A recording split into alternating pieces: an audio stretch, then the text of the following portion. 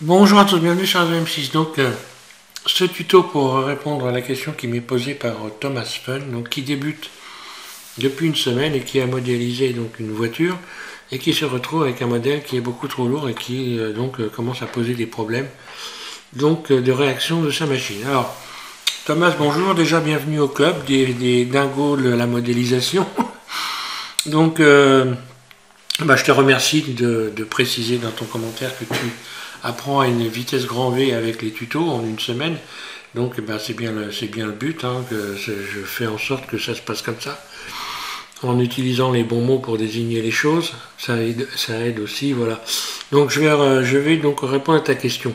Donc tu as un problème de poids évidemment, donc avec des objets qui sont constitués en quelque sorte on va dire de matière, on va appeler ça de la matière, pourquoi pas, et qu'il y aurait trop de matière. Donc on peut retirer de la matière, on va voir comment on peut retirer de la matière de manière à alléger les éléments sans changer leur forme. J'ai pris une pièce ici pour exemple qui est donc criblée d'éléments qui ne servent à rien. Donc on voit bien la forme de la pièce. Alors dans Blender on a cette chance, il y a un outil qui est bien pratique pour faire un petit peu le ménage et que l'on va retrouver ici dans Mesh, nettoyer. Et donc ici, on va retrouver ça voilà, dissolution limitée. Voilà, dissolution limitée. Lorsque je vais cliquer dessus, en fait, là, on voit donc tous les éléments qui constituent cette pièce. C'est tous les vertices, c'est un poids donc conséquent. D'ailleurs, le poids, on va le voir ici. Hein, voilà, poids des vertices ici, on les a ici. Et on va voir tout de suite que ça va diminuer très largement lorsque je vais faire nettoyer. Et voilà, nettoyer, dissolution limitée. Voilà. Donc là, on voit tout de suite que ça a donc bien... On est passé de 4 à 1 ici. Hein. Voilà. Donc là, déjà, j'ai fait un premier nettoyage. Donc là, j'ai déjà considérablement allégé le modèle. Mais si on regarde bien, je pourrais continuer à nettoyer, c'est-à-dire à retirer des éléments qui ne sont pas particulièrement utiles. Hein, on va voir par exemple que là, dans les arêtes, je pourrais retirer éventuellement des arêtes. Alors on va voir comment je pourrais retirer des arêtes. Par exemple ici, là, je vois que j'ai un vertice qui ne sert à rien. Donc je peux faire X dissoudre le vertice déjà pour commencer, celui-là ne sert à rien. Allez, je vais nettoyer ça, tiens, on va en retirer sur cet élément-là. Je regarde bien mon modèle. Là. Ok, donc là je vais sélectionner tout ça. Enfin, du moins ça je peux pas. Alors après, tu vois, c'est une habitude. Hein. Mode transparent pour voir tout ce qui est sélectionné, voilà. Là, je sélectionne tout ce que j'ai pas besoin. Hein. Alors, je vais essayer de retirer des arêtes. Les arêtes qui sont là. J'aurais pu faire ça autrement. Tiens, voilà, je vais faire... ouais, je vais rééquilibrer. Je reviens en arrière, CTRL Z. Voilà. Là, je vais faire en sorte que les espaces ici soient les mêmes en utilisant un outil donc, qui s'appelle Loop Tool. Et dans Loop Tool, on peut régler les espaces ici, entre les éléments. Si je fais espace, voilà, on voit que les écarts entre les vertices sont devenus les mêmes. Cet outil, on le retrouve, alors moi je l'ai mis dans mon menu favori, parce qu'on peut créer des menus favoris. Lorsque je clique sur la lettre Q, ici, voilà, on voit que j'ai un menu qui apparaît, et ce menu-là, c'est moi qui l'ai créé. Et donc, pour que tu puisses créer des menus favoris, Thomas, tu n'as qu'à tout simplement taper SVM6 menu favoris, et tu vas trouver un tuto sur lequel j'explique comment on fait des menus favoris. Alors, donc je disais ici, par exemple ici, je vais rééquilibrer pour avoir un beau maillage propre. Hein, je sélectionne donc ces éléments-là. Je recommence, je vais aller donc dans Loop Tool, donc boîte à outils en français, hein, et puis espace. Voilà, donc là déjà j'ai un maillage qui est quand même plus sympathique. Alors là on voit que il y en a un qui est passé à travers, pourquoi j'en sais rien. Je vais recommencer là, ici. Donc un clic droit dans la fenêtre 3D, hein, dans l'espace 3D, voilà. Hop, et je recommence, Loop Tool, espace, voilà. Voilà. Donc là, je me retrouve avec un ensemble d'arêtes que je vais pouvoir éventuellement limité, sans déformer l'objet. On voit la forme qu'il a. Donc pour sélectionner toutes les arêtes, je vais faire Shift, Ctrl, Alt, et un clic droit, je sélectionne, je fais un clic droit le bord d'une arête, et voilà. Ok, maintenant pour retirer la moitié des arêtes, je pourrais faire par exemple, désélectionner en damier, voilà, et puis là, donc j'ai sélectionné une arête sur deux, et là je vais faire X, dissoudre les arêtes, voilà. Donc là on voit que j'ai légèrement quand même, déformé cette partie-là. Alors il y a un moyen d'arranger ça. Par exemple ici, c'est de lisser l'objet. Donc je vais dans Objet, je vais faire lisser, voilà. Donc là, ce qui apparaît, c'est horrible, mais on va voir que lorsque je reviens ici dans cette fenêtre et que je clique ici sur ici donc cet ensemble de triangles ici, je vais voilà le triangle qui est là, je clique sur Normal et je vais faire auto lisser. Et voilà ce qui se passe. On voit que j'ai réglé le problème de la vision qui est pas belle. Donc si on fait un modèle et qu'on va avoir un aspect comme ça sans utiliser la subdivision de surface, parce que si j'utilise la subdivision de surface, évidemment là, je vais tout déformer. D'ailleurs, ça va mettre un certain temps. Voilà le problème. Donc là, ça ne pourrait pas le faire. Ça, donc on est bien d'accord que c'est à condition qu'on ne soit pas obligé d'utiliser la subdivision de surface. Et puis je pourrais continuer comme ça à alléger mon modèle, ici, à retirer un certain nombre d'éléments, et j'arriverai donc à un objet qui aurait la même forme et qui serait beaucoup moins lourd. Hein. Voilà, donc pour ce que j'appelle le nettoyage. Évidemment, il faut que tu contrôles les doublons. Donc c'est quoi les doublons? On va prendre un exemple, j'ai cette pièce-là. Imaginons que sans faire exprès, j'ai fait un Shift D, c'est-à-dire j'ai doublé ma pièce. C'est-à-dire que là, il y a deux pièces qui sont les unes sur les autres. Donc si je sélectionne tout, je me retrouve avec des vertices qui sont forcément des arêtes qui sont les unes sur les autres. C'est ça les doublons. Pour les retirer, je crois que tu as compris comment on faisait, mais je le refais quand même. Hein. Donc ici, je vais aller cliquer sur ici. Pour moi, ça va être dans ce menu-là, c'est by distance. Autrement, il suffit de faire CTRL M ou M, oui, CTRL M ou Alt M, c'est Alt M. Alt M et by distance pour retirer tous les doublons. Et là, quand je vais cliquer sur by distance, on va voir ici, à cet endroit-là, le nombre de doublons que j'ai dans mon modèle. Et on va voir le poids, la différence. Déjà, on voit le poids, on va le voir ici, voilà.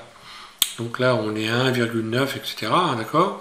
Et donc là, forcément, si je sélectionne tout et que je fais Alt M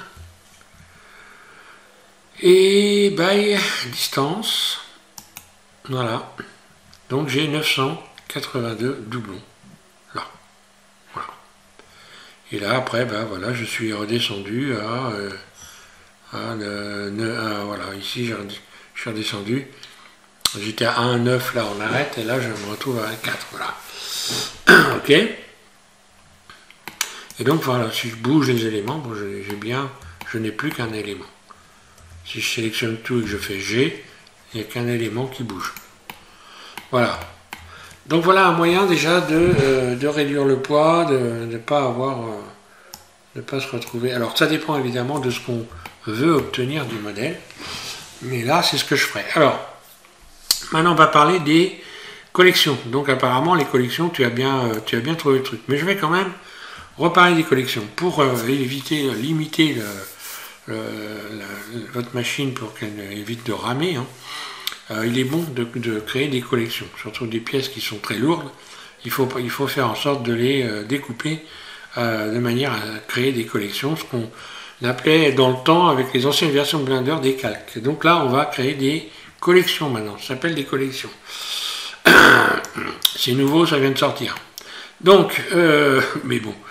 Alors, pour créer une collection, ben c'est simple, par exemple, déjà, je vais revenir en mode objet pour créer une collection. Je dois être en mode objet, et puis je vais ajouter un objet. Voilà, j'ajoute un cube, ok. Mon cube, je vais le déplacer, je le mets là, peu importe. Et donc si je veux créer une nouvelle collection, donc là on voit que déjà j'ai une collection numéro 1, hein, c'est celle-là. Et là je vais tout simplement faire M, je clique sur le M et New Collection. Là. Donc je peux lui donner le nom que je veux, hein, là elle s'appelle collection 2, hop, je clique dessus, un clic gauche, et voilà, j'ai une collection ici donc avec le cube. Donc si je clique sur l'œil ici, je peux, voilà, donc je clique gauche, hein, parce que moi j'ai réglé pour le clic gauche ma machine. Hein. Donc voilà, et là, si je fais ça, collection 2, et si je fais ça, c'est le premier objet. Donc là, je peux sélectionner, à partir de cette fenêtre-là, je peux sélectionner les éléments. J'ai deux objets qui sont donc dans deux calques différents, deux collections différentes. Alors, on peut rajouter des éléments ici, dans cette fenêtre-là, lorsque l'on va cliquer ici sur cette petite icône. On peut rajouter des éléments, comme par exemple si je rajoute ça. Donc là, on voit ce qu'a été l'œil ici. Hein. On a la case qu'on peut cocher, qui se retrouve là. Hein. On peut rajouter des éléments. Donc, on peut rajouter par exemple ici cette flèche ici et l'appareil photo ici. Bon, on va voir à quoi ça sert. Donc là, on voit que j'ai rajouté des éléments. Par exemple, la flèche ici, ça va me permettre de fixer un objet. C'est-à-dire que là, une fois que j'aurai cliqué sur cette flèche, alors donc là c'est dans la collection 1, je peux essayer d'attraper cet objet, on ne peut plus y toucher. Il ne peut plus bouger, c'est terminé. On ne peut plus rien, voilà. Si je veux pouvoir le rattraper, le rebouger, je reclique sur la flèche. Si je veux par exemple ici, alors là, l'œil me permet de le cacher ou de ne pas le cacher. D'ailleurs, pour cacher les éléments, on a la barre slash aussi du pavé numérique, hein, qui permet de cacher les éléments. Et on a l'appareil photo ici, le petit appareil photo. Si je le décoche, lorsque je vais mettre une caméra, eh bien mon objet qui est décoché n'apparaîtra pas dans la vidéo. Par exemple, je prends un exemple, je vais rajouter une caméra. J'ajoute une caméra, sont où les caméras là, voilà. Et je vais positionner la caméra sur les deux éléments. Voilà, donc maintenant si je fais un F12, j'ai mes deux objets. Donc ça c'est un rendu d'image F12, ok. Maintenant si je veux dans ma vidéo, je ne veux pas voir par exemple le cube. Donc je vais cacher le cube. Je coche ici, et si je fais un F12, oh miracle, je n'ai plus qu'un objet. Voilà. Donc ça permet de garder dans sa scène les objets qu'on veut, sélectionner les objets qu'on veut, bloquer les objets sur lesquels on ne veut plus jamais revenir, ce qui évite éventuellement par la suite de commettre des erreurs, de perdre des éléments qui sont finalisés, et quand on veut donc les bloquer définitivement, c'est un bon moyen de l'éviter les catastrophes. Voilà, donc il faut faire évidemment le plus de scènes possible pour éviter de ramer. Et puis en ce qui concerne évidemment les subdivisions, lorsque j'ai subdivisé un objet, hein, on va imaginer, j'en sais rien, même subdiviser un objet pourrait éventuellement être nettoyé. Hein, le problème, c'est que il peut y avoir beaucoup d'éléments à retirer. Si je subdivise ça, je vais vraiment le déformer beaucoup. Je réfléchis. Si je le subdivise, je vais vraiment tout déformer. Donc je vais carrément subdiviser plutôt. Je vais retirer des éléments, histoire pour les explications. Hein. Donc mode transparent, Alt Z, puis B, je vais supprimer tout le haut ici, voilà. Allez hop, X, le vertice, voilà. Ah, évidemment, oui, c'est normal que ça fasse ça, étant donné que je peux pas, voilà. X vertice, voilà, comme ça je garde la partie qui m'intéresse.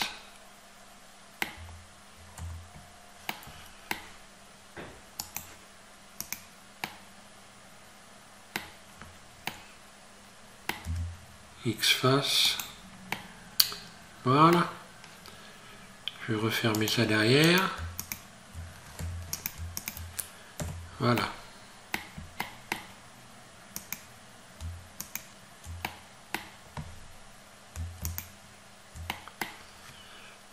je ferme et je ferme.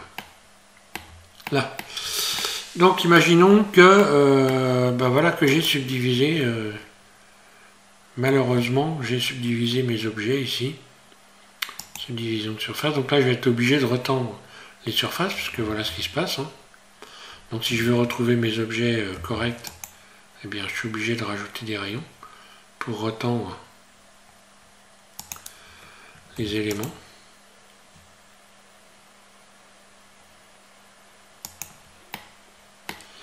Et là, bah là, ça poserait un gros problème, évidemment, puisque là, à part, par exemple, ici, à part sélectionner ça,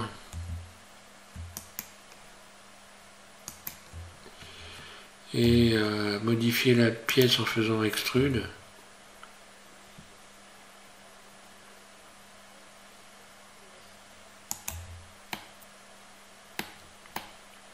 il faudrait que je ruse, hein. Que là, carrément, elle est vraiment très déformée, ma pièce, quoi. Je vais rajouter plein de rayons pour voir. Et là, déjà, on voit que ça rame. Hein.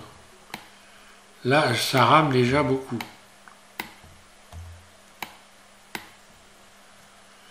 Ouais, là, c'est un mauvais exemple parce que tout simplement, ouais, la pièce, elle n'est pas bonne à subdiviser.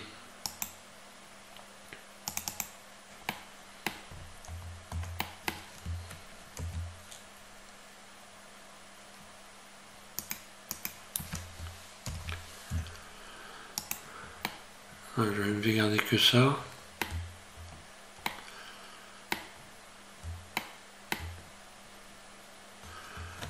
Je vais tenter, bah oui, non, je peux pas rajouter des rayons là.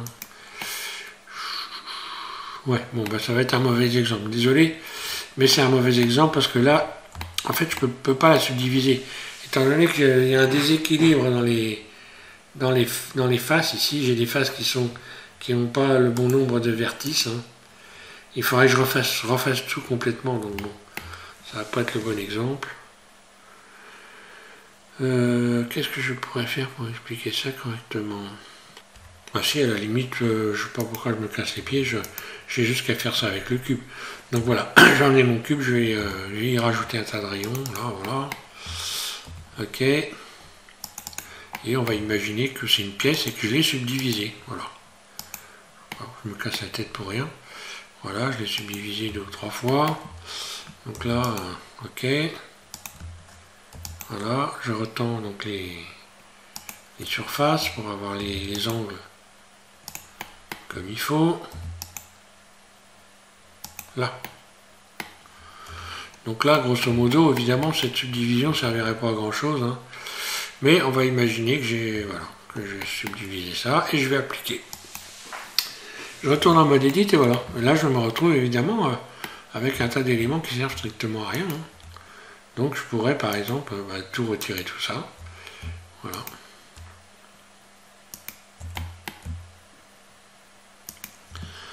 Puis faire X, dissoudre les arêtes là. Voilà. Et puis comme ça, retirer un certain nombre. Là, voilà, je pourrais m'amuser à en sélectionner une sur deux, éventuellement. Et puis supprimer et je vais garder toujours la même forme. Ce n'est pas un problème, voilà. X, dissoudre les arêtes, et voilà. Et puis nettoyer les pièces comme ça.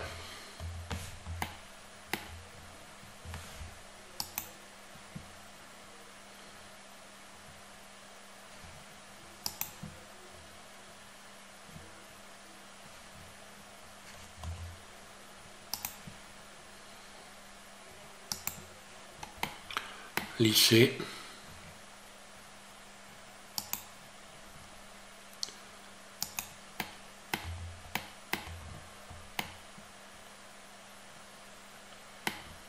Voilà, j'obtiendrai le même objet. Hein. Donc voilà.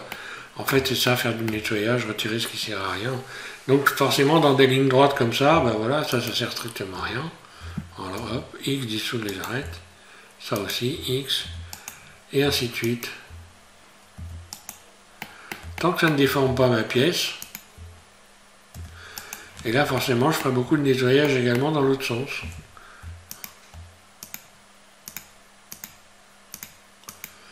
et ainsi de suite. Et arrivé au bout, ben voilà, j'ai toujours la même forme. Hein. Ah, une choupinette près. Hein.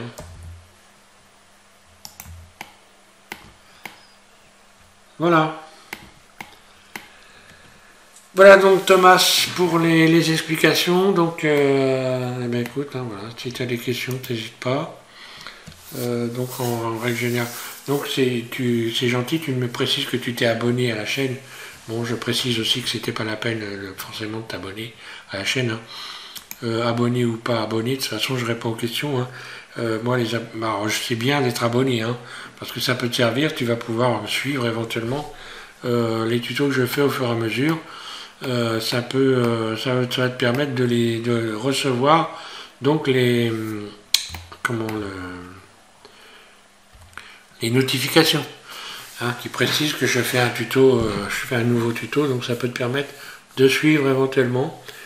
Voilà, mais bon, voilà, moi je suis pas à la recherche particulièrement d'abonnés, mais je remercie tous ceux qui s'abonnent évidemment. C'est sympa parce que bon ben voilà, ça permet de voir qu'on est suivi. Hein. Mais ce n'est pas une obligation. Alors surtout ce qu'il ne faut pas faire, c'est s'abonner puis se désabonner bêtement. Hein. C'est vraiment totalement ridicule. Alors, quand on s'abonne à une chaîne, ça n'engage rien du tout, donc pas la peine de se désabonner. Pas la peine de s'abonner du tout d'ailleurs. Voilà, inutile de s'abonner pour rien du tout. Hein. Alors je sais qu'il y a des personnes qui ne répondent que aux abonnés, mais bon, moi c'est pas mon cas parce que je fais ça pour aider. Et donc je me fiche pas mal d'avoir 3000, 4000 ou 5000 abonnés. C'est pas un problème. Voilà. Voilà donc pour tout ça, Thomas. Bon courage pour la suite. Je te souhaite de faire des beaux modèles. Et puis voilà, donc peut-être à une prochaine fois.